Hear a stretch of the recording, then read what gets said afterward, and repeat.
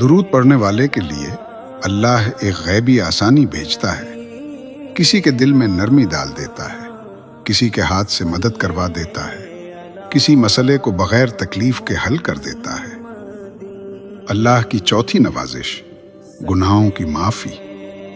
اے میرے بھائی، اے میری بہن، ہم سب گناہ گار ہیں۔ ہر دن کتنی غلطیاں ہو جاتی ہیں، کبھی زبان سے، کبھی نظر سے، کبھی نیت سے، کبھی بے دھیانی سے۔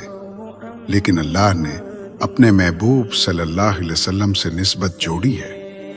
جو کوئی بھی درود پڑھتا ہے، اللہ اس کے گناہوں کو مٹانا شروع کر دیتا ہے۔ یہ اللہ کی ایک عجیب رحمت ہے۔ درود پڑھنا کم، معاف ہونا زیادہ۔ یہ کیسی عظیم بخشش ہے۔